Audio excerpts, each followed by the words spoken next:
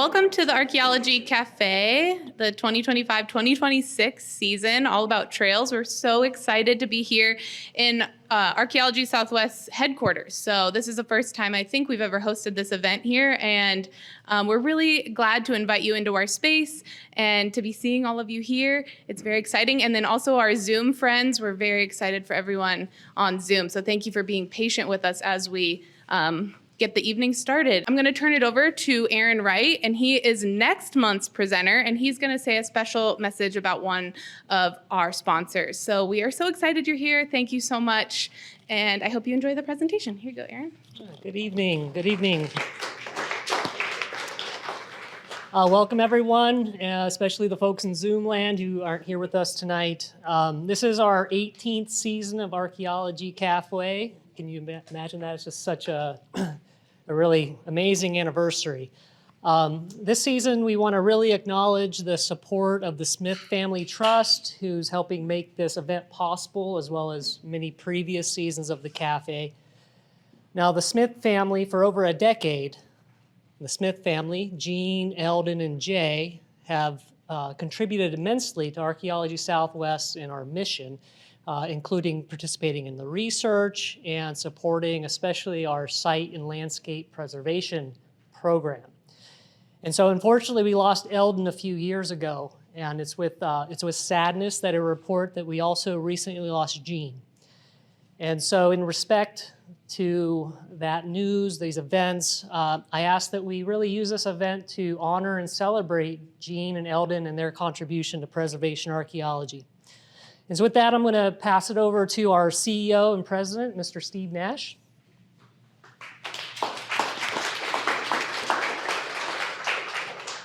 Thank you, Aaron. Thank you, Sarah, wherever she went. Welcome, everybody. Welcome on Zoom. We had something like 300 plus folks registered on Zoom. So in your heart and mind, welcome the folks from all around the country who are joining us at Archaeology Café tonight. Those of you who are here in the wonderful, quirky, weird, funky Bates Mansion, how many of you all have been into the Bates Mansion previously? When it was the Mountain Oyster Club or other kinds of things that have been here?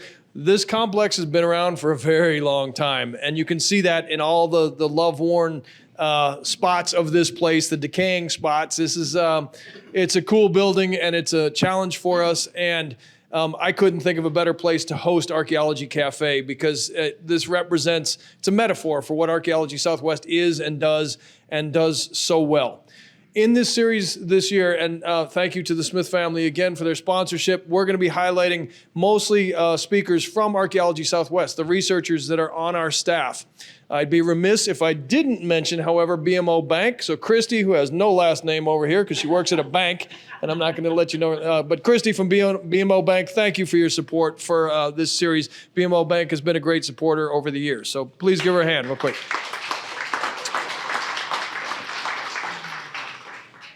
So it's my pleasure today to introduce our speaker, Paul Reed, who's been on staff for 24 years. He's been on Archaeology Southwest staff for 24 years, based just outside of Taos, New Mexico. He's been the director of New Mexico work for this organization for 2.5 decades. You can Google him. You can find out all the details that you want on his wonderful career. But just to name 3 highlights, he is partly responsible for the repatriation and return of 1,100 ancestors from Salmon Pueblo not too long ago. And that's a huge accomplishment for the tribes, for the tribal nations, for the ancestors, and so on. So that's number 1. He's also instrumental in helping get a 10-mile buffer zone around Chaco Canyon for mineral extraction barrier. What's the word I'm looking for? A mineral extraction ban from around Chaco Canyon that came up in 2023. It's currently under threat, but Paul was instrumental in helping get that taken care of. So that's a huge accomplishment. And then most recently, he published, edited and published an Indigenous cultural landscape study of Petroglyph National Monument under the auspices of the National Park Service. And I'd be remiss here if I didn't recognize Kathleen Bader, who is somewhere here, who did a lot of the design on it and has done, there she is, she hates it. She hates it when I do this, but along with Kate Sarther, those two are our brand. They are the ones who have given us the online and print and other kinds of media that we love so very much. And then finally, one thing you won't learn about Paul on the internet is that he is a huge Lord of the Rings fan, whatever that's worth. I don't know. Paul, you ready? Yeah, there you go. Ready. Paul, you ready? Come on down, man. Ready. Everybody, Paul Reed.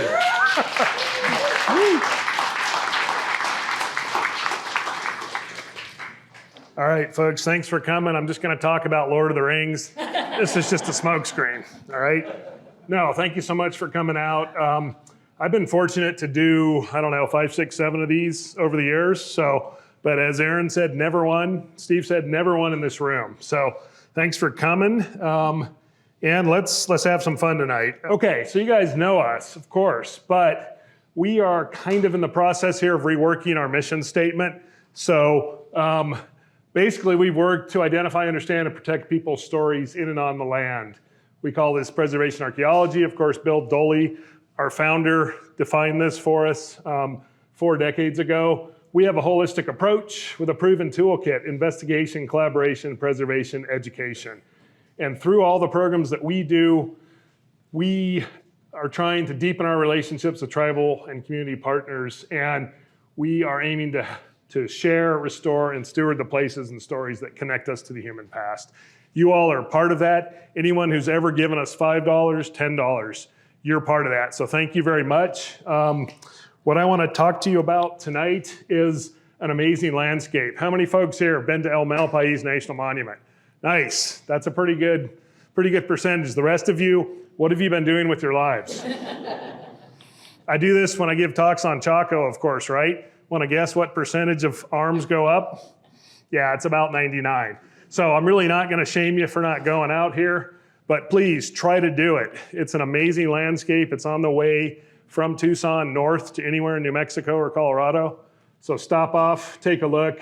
This is a landscape that shows the drama of the very recent past, okay? This is the lava flow that you're seeing in here. It's called the McCarty's Flow. It's about 3,000 years old, folks. This is well in the living memory of tribes still living in the area. The Yakima folks, Zuni folks, Dene folks coming in a little later, all our archaic earlier ancestors. Some of them witnessed this event, and it has made its way, I'm convinced, through stories, dances, songs, prayers into the present. So this landscape is very, very active. We've got the volcanoes that created it off in the distance. So we're basically looking west here.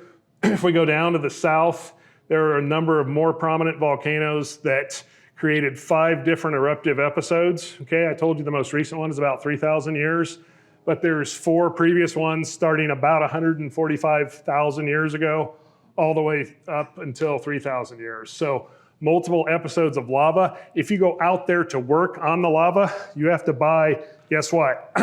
Multiple pairs of boots, okay? I'm gonna talk a little bit about this with you, but I've been fortunate to work out there for 20 years next year. And it's real, folks. You shred your boots because, especially the McCarty's, the most recent, is some of the roughest terrain you'll ever encounter. So anyway, hiking club, Sunday?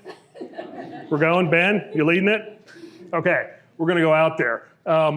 It's amazing to be on the landscape because in the right spot, you can detect 1, 2, 3, 4, 5 of those separate episodes. The stuff that's about 145,000 years old is worn down, it's beat down. You can walk on it pretty easily.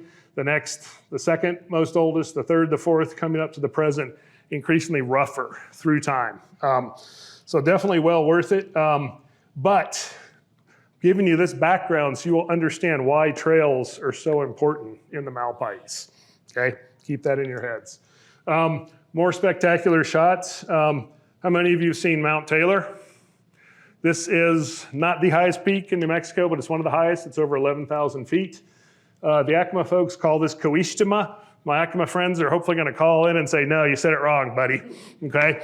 I was out here with Zuni fairly recently, asked them, and I really did my best to put the Zuni phrase into my mind. Guess how many words, folks? 1, 2, 3, 4, 5, 6. So I'm failing terribly on the Zuni phrase. I promise if I see you all again, I'll have it in my head. But Mount Taylor is sort of commanding this landscape. Many of the features that we encountered doing this work, guess what? They were oriented towards Mount Taylor, or Kawishtima, if you're speaking Karis. So pretty spectacular. And then one of the more dramatic parts of this for me, being out there, is the interface between rough lava and high ponderosa forests. So a good portion of the Malpais is between about 69.5 and about 7,500 feet. So that's prime time for ponderosa forest, folks.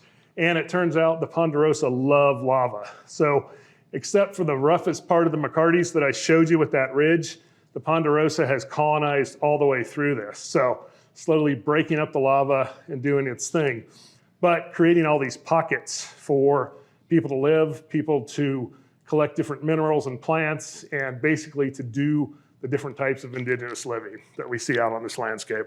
Okay, so that's a little bit of the backdrop for you.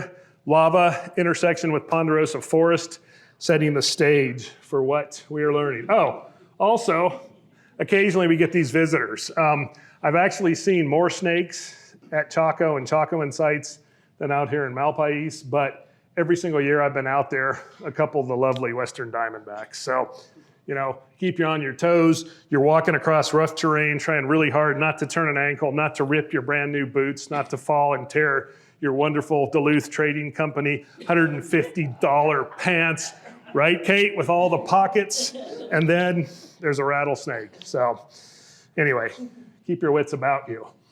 All right, let's drop in with some maps. We're archaeologists, we love maps, right? All right, so this is gonna help us get oriented, I hope.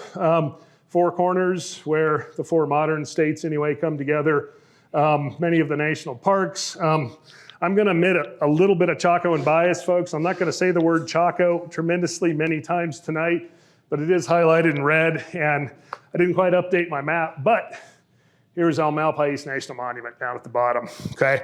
So that helps us get going. The other thing you see on here is all of the modern indigenous nations. We have this crazy idea sometimes in America that we have ancient cultures, and guess what, folks? They got beamed off, right? In New Mexico, the aliens come up every single time, so I usually check the box really early on, but the number of people in the American public who believe that indigenous tribes left, abandoned, vanished is way, way too high.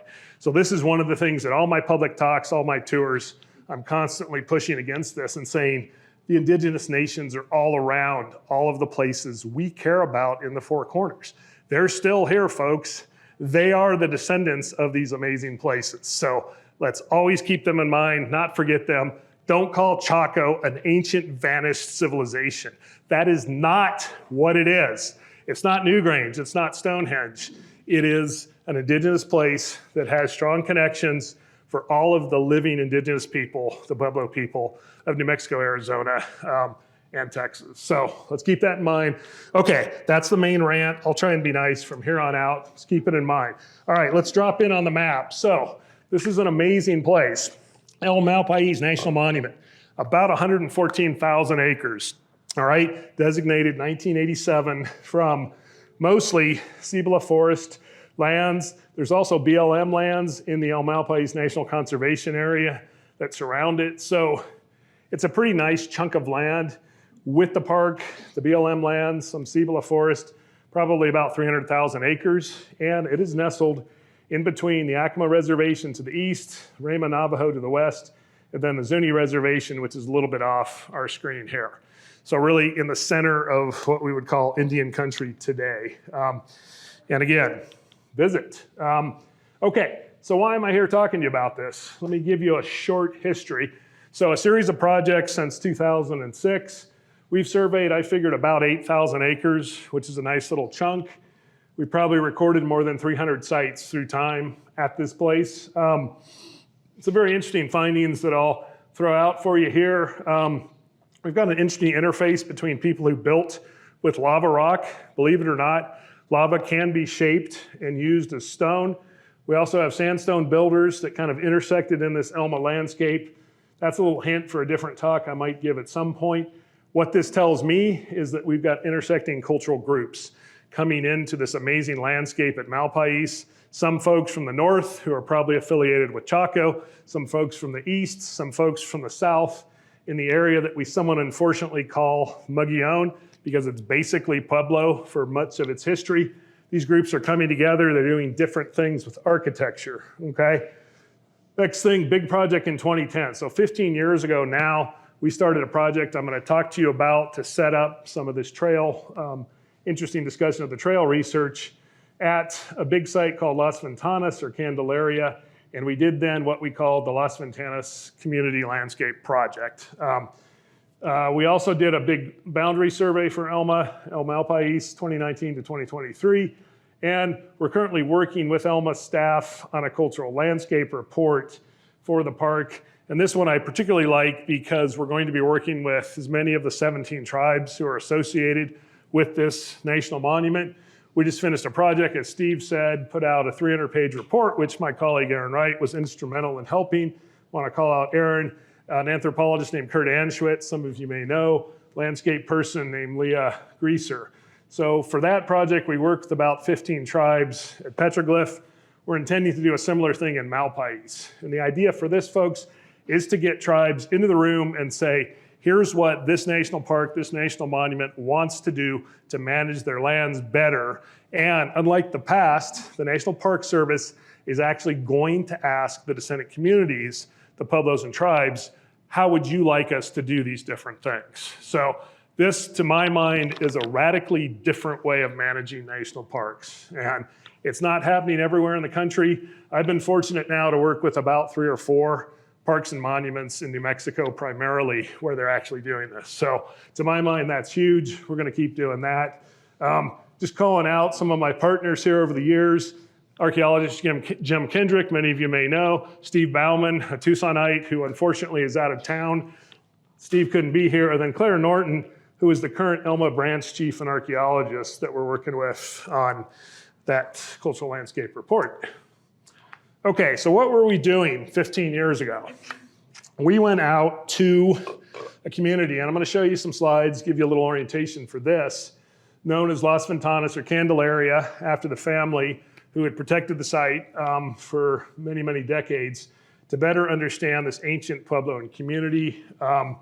In addition to the work on the Great House site and the communities, some small pueblos, some other smaller sites, we were very interested in a survey of the lava field to the west, okay? Now, to some extent, doing this project, my eyes were bigger, my appetite was bigger than the actual reality. So I'm gonna tell you that initially we went out to survey in the lava, and any of you archaeologists or folks who've done survey, we were doing transects up and down through the lava fields, okay?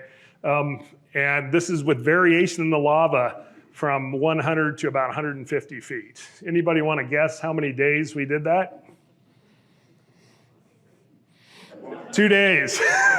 And then we were fortunate to have a volunteer, who I'm going to talk about a little later, who was working with National Park Service, a scientist, a PhD scientist who worked at Los Alamos, a physicist, who in his spare time was walking trails around Los Alamos from about 2002 all the way through our project in 2010. I think he quit a few years after.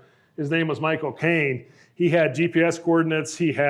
There's sherds here, there's some groundstone here. He had all this great data. So after a couple of days of beating ourselves to death, during which I shredded a pair of boots that were not new, but were only about a year old, I then had to go to Walmart in Grants, buy a new pair of boots, which of course did what to my feet? Tore them up.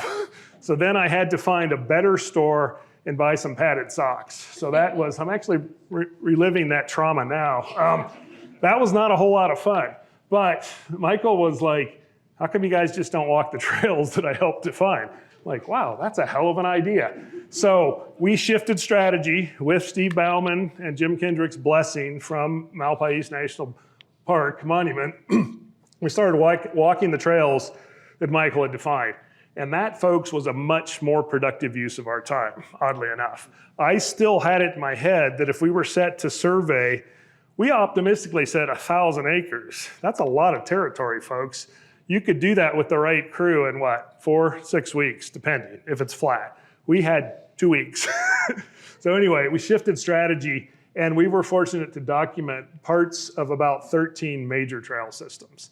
And that's what I want to kind of zero in on for you tonight. The last thing I want to tell you is that this is kind of a should. I was actually talking to Sarah about this before I did the talk. We did not nearly enough tribal work, tribal consultation on this work, and this was in 2010. So I look back on that, and we did have some discussions through Park Service with Acoma and Zuni, but we really did not involve anyone from those pueblos in our work the way that I would do it today. So this is something that I take as a strong lesson learned.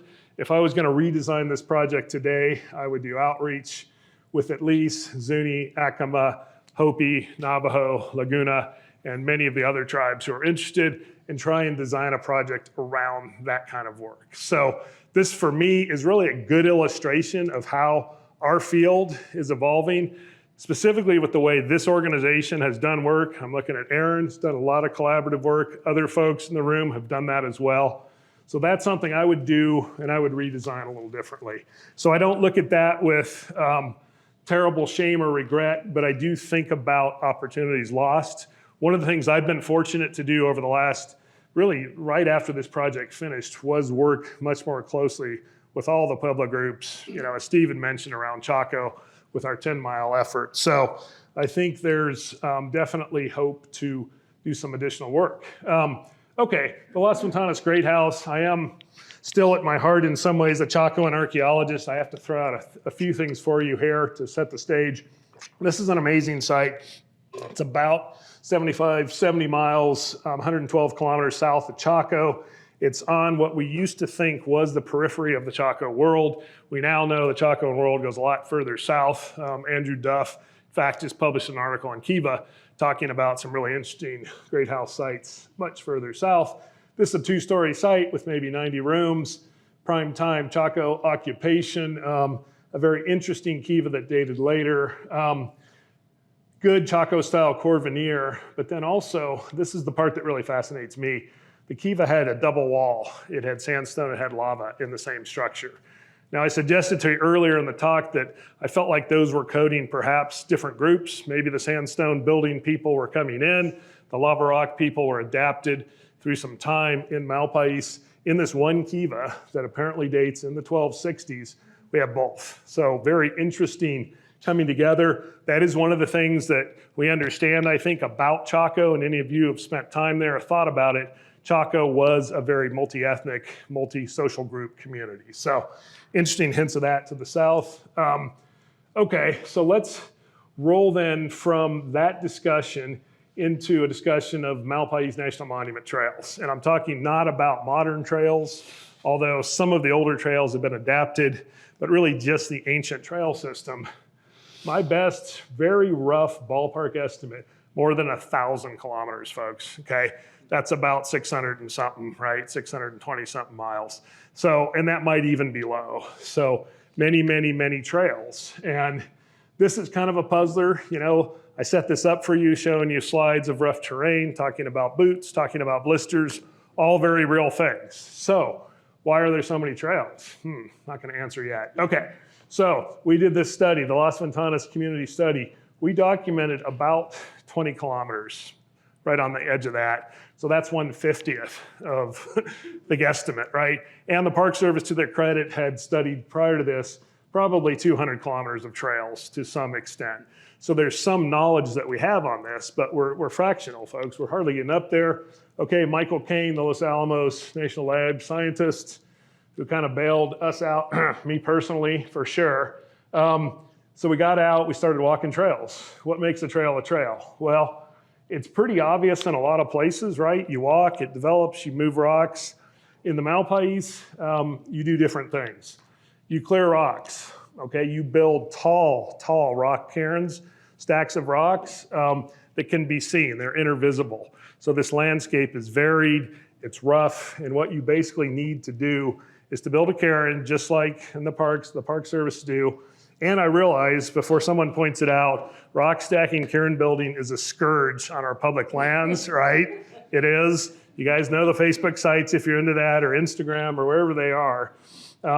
I've been on certain chats, people talking about this, and the real advocates, the zealot ones who I might fall into that category on some issues, they're out knocking down cairns, and I'm like, only knock down the cairns if you saw somebody build it or you're damn sure it was built a week ago, 2 weeks ago, a month ago. Because otherwise, you're going to be impacting the thousands of ancient rock cairns that exist on our public lands, particularly in landscapes like this. So that's a cautionary tale about thinking about it. Okay, the other thing we get, and I am going to show you some of these, curbing. We have lava rocks placed along the edges specifically for kilometers of trail, folks. Lots of effort. We have paving slabs of either the the rough, or the pahoho, the smooth lava, placed specifically on spots to make for a smoother walk. We have bridges, small or large constructions to fill gaps or large cracks in the lava.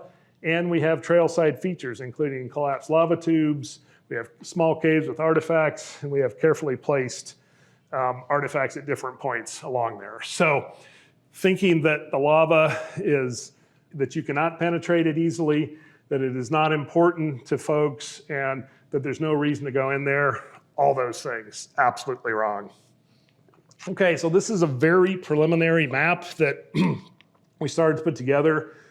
This is Steve Bauman and I a couple years ago, looking at the trail systems that had been defined. So I'm going to talk about the ones in the upper part a little more because that's just west of Las Ventanas, and we'll look at that. But these are other trail systems coming down north to the top, south on the bottom.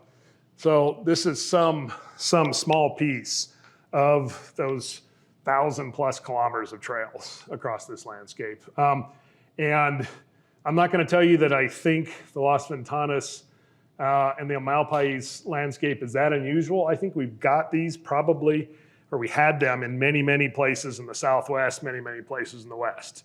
But we see them here because we don't have a ton of settlement here. There's isolated settlement in the historic period, and we don't have a ton of just modern development, infrastructure, roads, stuff that traced the landscape. Many other parts of the West, it's gone. So if we could go back to, pick your date, 1450, 1100, 1200, I think, and if we were able to do LiDAR, we would see just really millions of trail segments and millions of kilometers of it.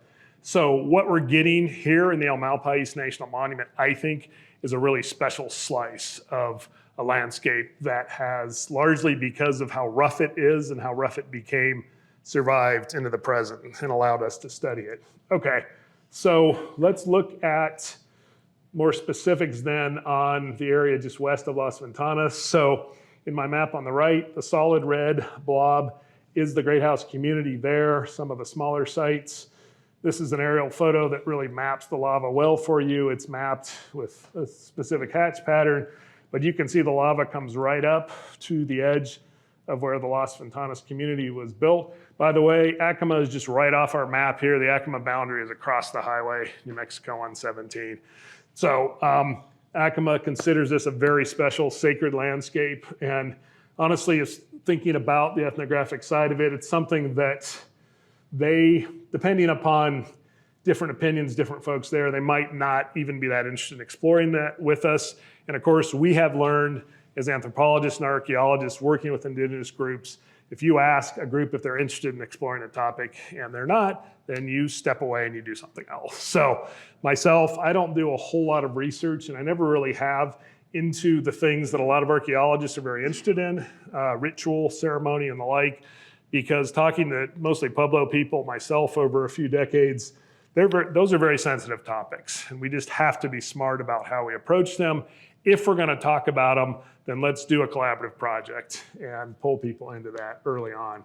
So anyway, this is an illustration of that 1 kilometer block that, again, very optimistically, I wanted to run, 15, 20 centimeter transects. My best estimate now, with a little more knowledge, 9 to 12 months, which would have, I think, exceeded our budget by just a tiny bit. But what we ended up with is some pretty amazing trail segments. And let me think, what was my total number? We're at about, for this project, something like 110 kilometers of pretty good documented trail where we walked them, and between us and the volunteer Michael Kane and recorded really hundreds of features connected to those trails. Okay, so what are we talking about? Well, rock cairns, right?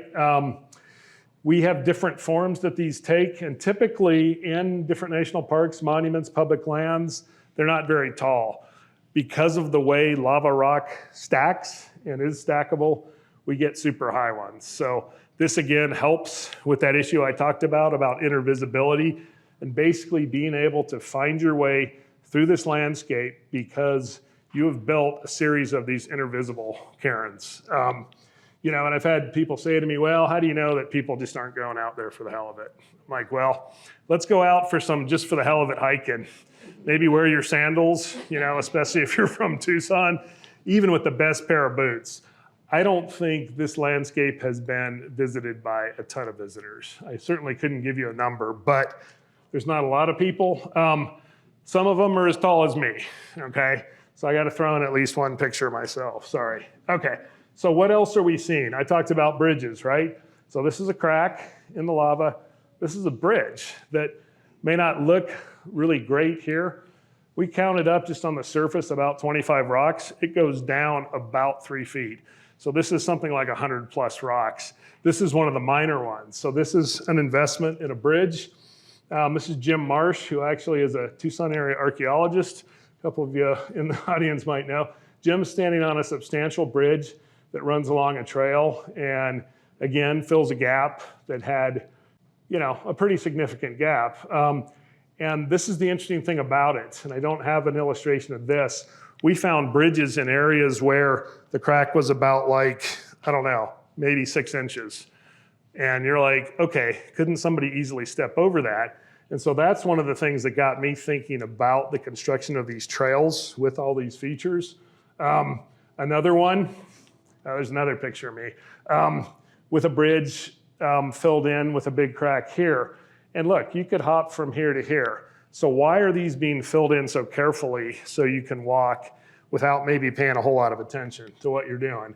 Another one, this is Steve Bauman, longtime Elma archaeologist, with a bridge in front of him. So there's a substantial investment in making this landscape and these trails easy to follow with the cairns, easy to cross with the bridges that are built. And I actually was looking for good examples of paving and curving, and I don't have any that I can show you, but basically well-marked, well-bounded, easy to follow trails into the lava where you're scratching your head and you're going, what are the resources in here? Well, the resources, depending upon your point of view, are a number of things. So the lava, and not just in Malpais, but anywhere in the Southwest and the world, is full of many, many collapsed tubes, right? Collapsed lava tubes, little mini caves. What we found in so many circumstances was multiple ground sandstone slabs arranged in different areas around these. And these didn't seem to be based on grinding plants or procuring resources. So we saw in particular a pattern of 3 slabs around a collapsed tube. And certainly, we are in Tucson, near the laboratory of Michael Schiffer and others.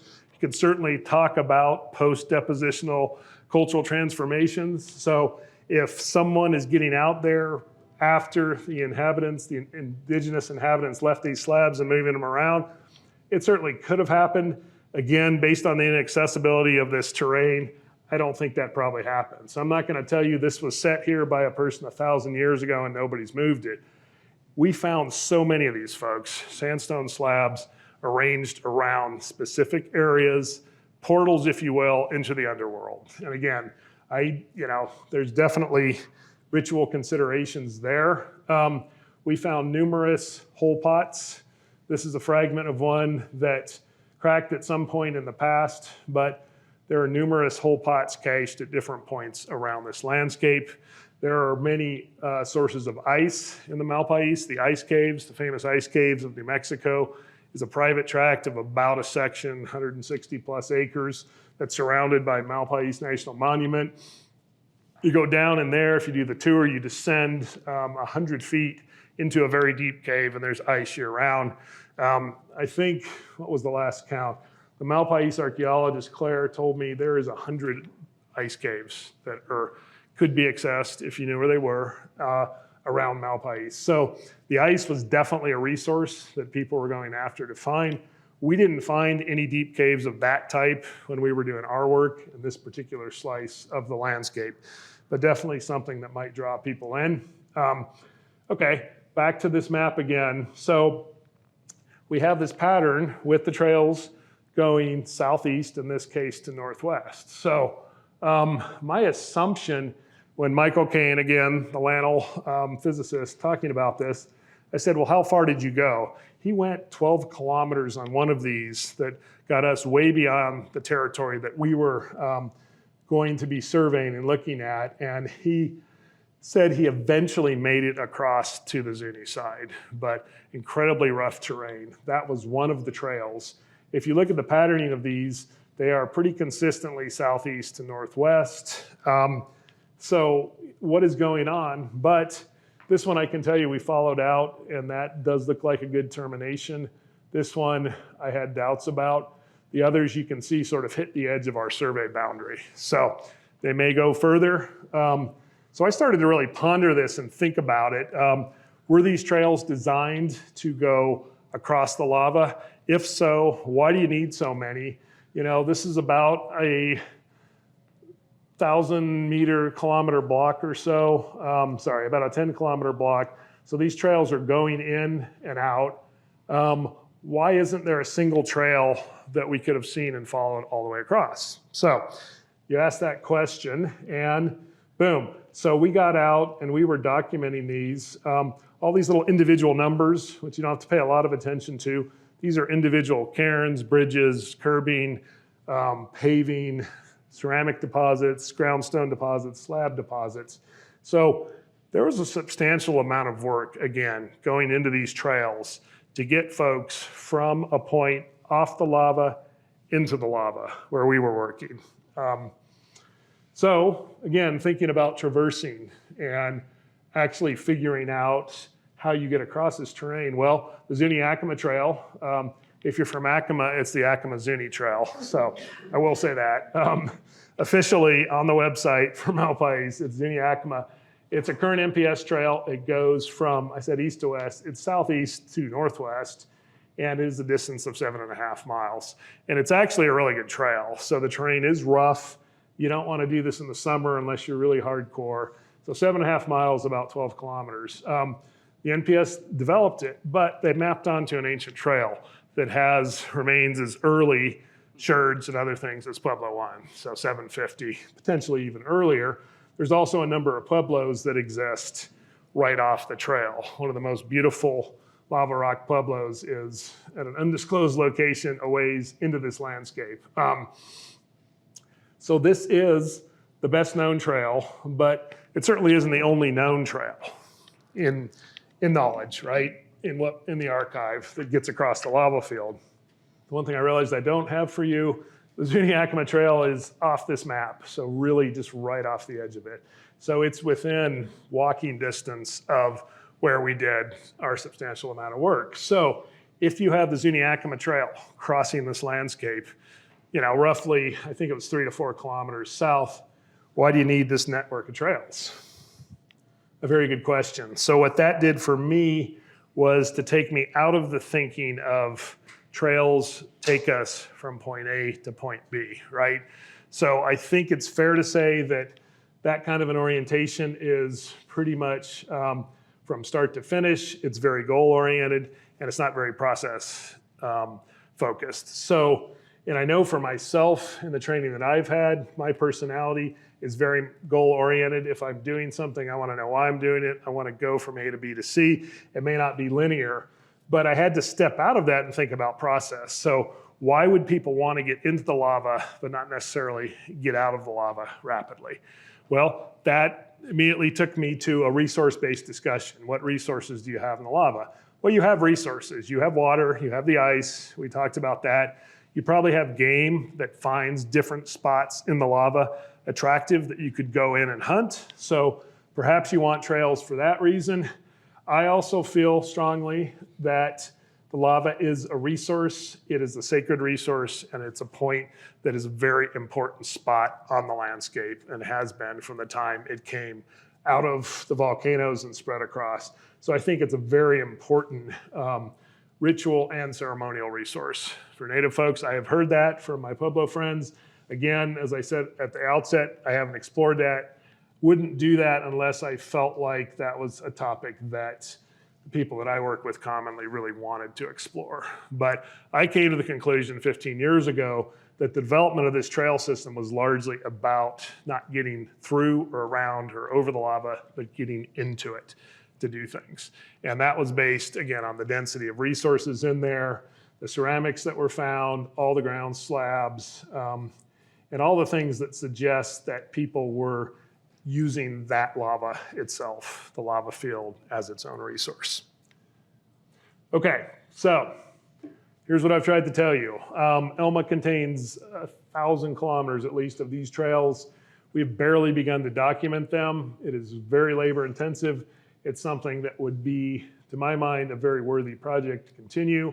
Given the location, the directionality, the diversity of cultural material associated, most of these were not used primarily to get across the field, but rather to get into it. Again, this is probably related at some level to ritual ceremonial use, as well as other potential resource use. And so far, we haven't really done the work to get other indigenous groups in the area to do this. So one of the things I've definitely considered is a built from the ground up ethnographic study. And the way we do these, ethnoarchaeology, truly, is we go to a tribe and say, we're interested in this landscape. Are you interested in it? Is there a way we could partner on a project? And that, I think, is the way to do ethical, responsible, and really what could be very interesting collaborative research today. And the way to not do it is to design a project to the 90% level and then go to a tribe and say, hey, we designed a project, do you want to be part of it? You might get input, you might get a tribe that wants to join, but in my experience, you probably won't. So what we've tried to do, I think, a number of us in working with this organization now for more than a decade, is turn that around and say, hey, we've got an interesting project. Do you want to work with us on this? And you know what? Some of the time, the answer is no. We don't have time. We're not going to be doing that right now. We have other priorities. And in that case, you move on or you work with other groups. A good example of that at a different level is the Petroglyph National Monument project that Aaron and I, some colleagues, worked on. 29 tribes associated or affiliated with petroglyph.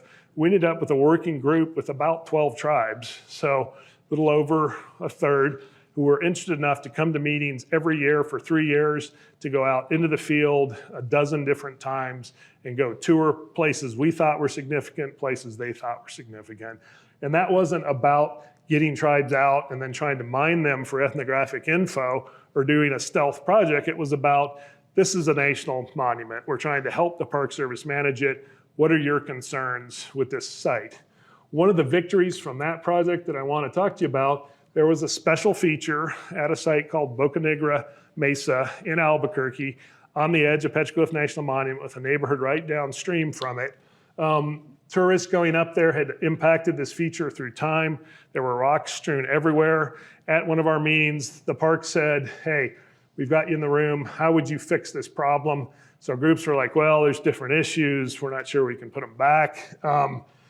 Could we put the rocks back? And I was, for myself, envisioning, okay, 2 or 3 meetings, maybe a whole bunch of memos, some phone calls to the region, some phone calls to DC.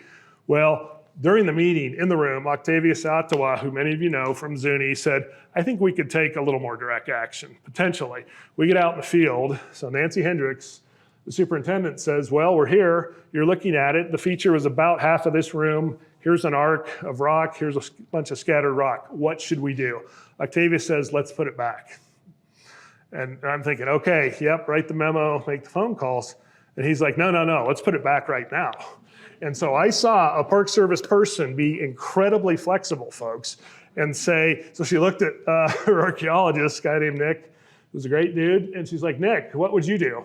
And so here's Nick on the spot, right? And he's like, let's put it back.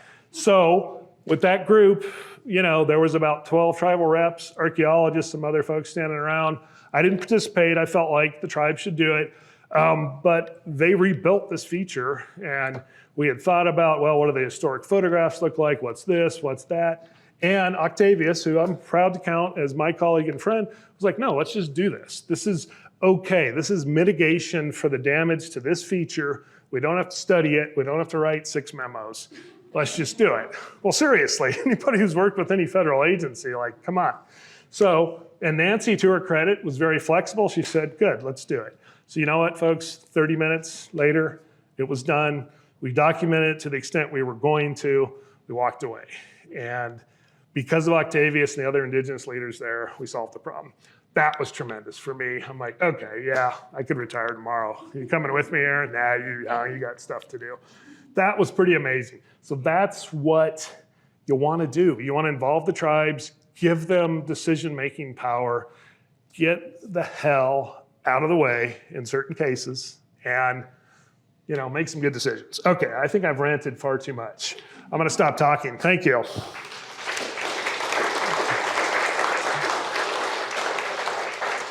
Thank you so much, Paul. That was so wonderful. So now we are going to open up for questions. So for those in person, if you have a question, just raise your hand and I'll bring you the mic. And then don't worry, people on Zoom, we will also be including your questions. So put them in the Q&A. So any questions for Paul so we can get this started? Okay. I guess I still don't understand the north-south. So you're saying that the trails only went in one direction because they were only going into the fields and not going someplace else? No, that's not what I was trying to convey to you. What I'm saying is they were built primarily to get into the lava and back out of the lava, but not to go all the way from one side to the other. Although I do think some probably did ultimately, but they were not built in a way that would have gone from here straight across to here. The Zuni Yakima Trail is built that way, was built that way. And so it stands out in my mind as an exception and something that was much more of what we would think of as a transportation corridor, right? We're on point A, it's on the Zuni side. We're on the west side, we want to go east, we're going to go across. And the trail wanders a little because there are big, lava ridges, there's some lava valleys. But mostly you can go straight through that way. Most of the trails that we saw were not built that way. And most of them did not go either due east-west or due north-south. And I actually don't have a great answer for that. The lava flowed from south to north primarily, almost cardinal. It was probably, what would it be, 5 to 10 degrees off true north because it was a little bit. But the trails don't follow the directionality of that. So that is interesting, at least where we looked at in its own way. So they were literally encountering ridges of lava in the McCartys, some of the first slides I showed, that were 40 feet high of some of the roughest lava that you can imagine. And two of the trails that we encountered went straight up that McCarty's Ridge. So, interesting, at the least. Are any of the members of either the Zuni or the Yakima group interested in developing a sort of cultural tourism on the trail? Or can anybody just do it without really knowing what they're looking at or, I don't think anybody's asked. But I would guess that they probably have enough resources on their own lands right now to do that. But that if Malpais National Monument and those folks wanted to potentially approach them, that's something they might entertain. But I think the nature of the lava, as really in some ways probably a special holy place writ large, even as big as it is, that might not be something that those groups would want. But that's, we would have to ask them and really have a discussion. They know about the Zuni Yakima Trail, although, the Yakima Zuni Trail, what am I saying? Anyway, they're very aware of that, and they were consulted at different points about whether or not that trail should be moved, and that was something that was considered. But one of the points I made, and I wasn't asked professionally to evaluate that, was, well, if you go a little south, there's stuff. If you go a little north, there are sites, there are resources. So it would probably, I felt like it would be more impact to try and move that trail. And then you would have to do some level of mitigation, talk to the tribes and see, and maybe not excavation, but something to protect resources that might be encountered with a new trail. You didn't mention obsidian? What's very interesting, and I'm glad you asked, there is not very much obsidian in the lava where we looked. The site at Las Ventanas has a good percentage, not surprisingly, of Grants Ridge, which is only, 10 miles-ish, maybe 12 to the north. I think we actually had some humus too, and any of us who have studied this know that the obsidian circulates through trade and direct procurement and a lot of things. But the lava didn't have actually very many lithic artifacts of chip stone or flake stone, as we would call them. Most of those artifacts were ceramics or they were ground stone, which is something that I've thought is very interesting. We haven't really explored further. You mentioned in passing that LIDAR may reveal something. What would you anticipate in that rough area LIDAR doing? Well, I was talking generally about that on other landscapes. There's not a lot of vegetation, so LIDAR typically basically lets you strip the veg out of the way, right? And then you can see. In this case, there's some, but where we were looking, it's pretty sparse ultimately. So if I was going to do it and I had the money to do a LIDAR study, I probably wouldn't do it there. I'd probably go somewhere else just because I think there's greater potential. Not that there isn't a lot in there, but I think the better way to find it would be to just keep walking trails and getting paid to do it, especially. As rough as it is. So in terms of the folks, the ancestors that made those trails, what do we know about their footwear? I feel like this is a bit of a setup with Ben Bellarado in the audience. I'm thinking they had sandals. Ben?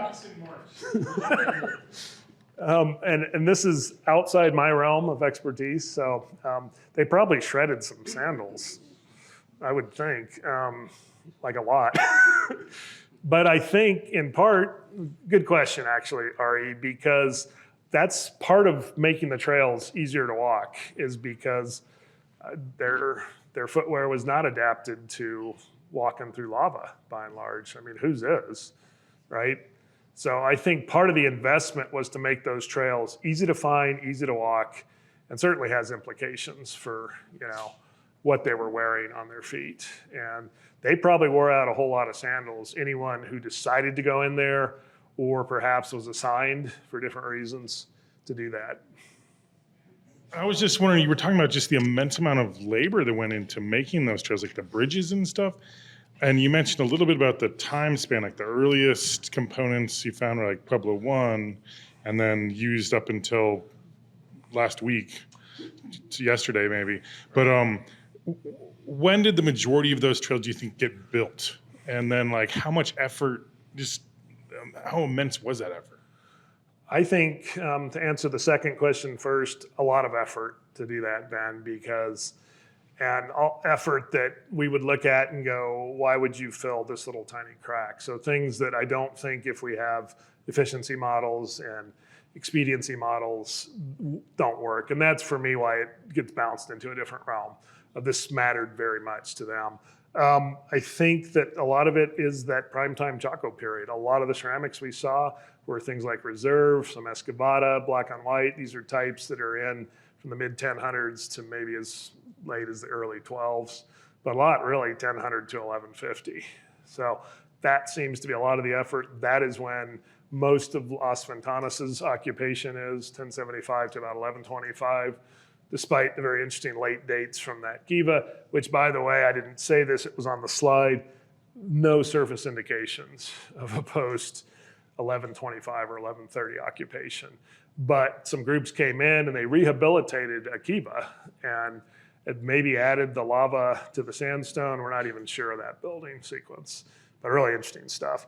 So my sense is that a lot of that was sort of later Pueblo to early Pueblo 3. But that maybe that has roots too.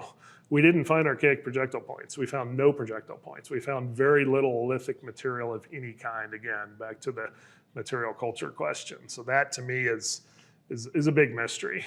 And we were looking for those things as much as anything else, right? I mean, the sherds can be more visible, but we didn't find, by comparison, the Las Ventanas community had a ton of the obsidian, of what sourced as Jemez, a whole lot of Grants Ridge.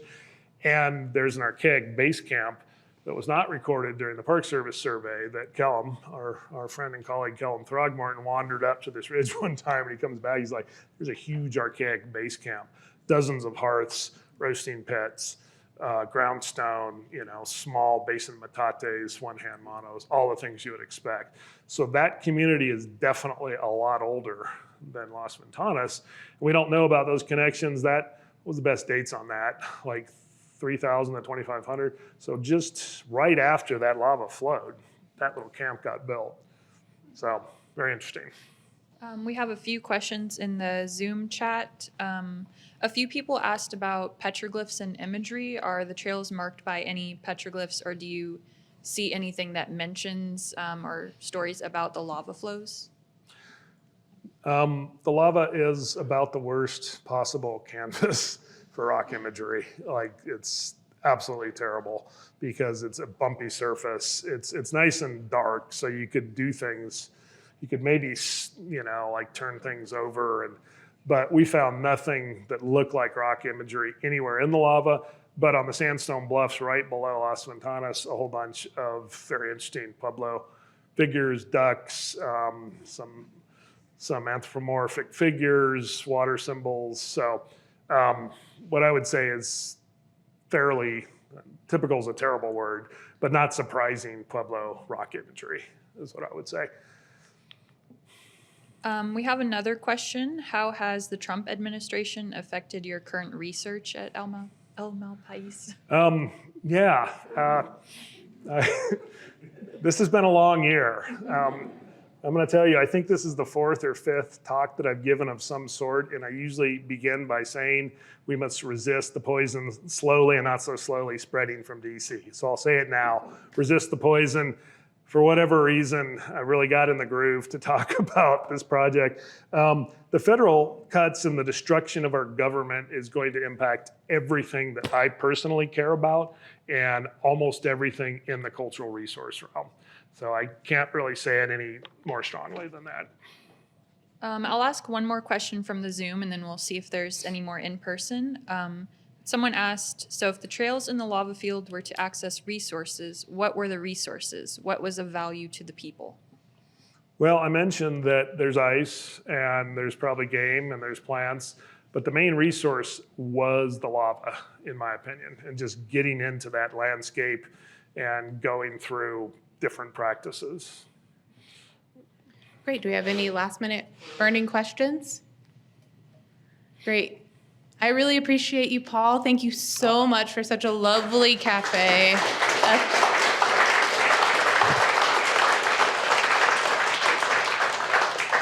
And we're so grateful all of you joined us here in person and all of you online. We're so grateful you all came out and supported us. I do want to mention we're so grateful to our sponsors for this event, but if you're interested in supporting Paul's work or this cafe series, please speak to Danny over here or get in touch with her online for our online folks. But thank you again for coming out, and we hope you have a lovely rest of your Tuesday. Bye, guys.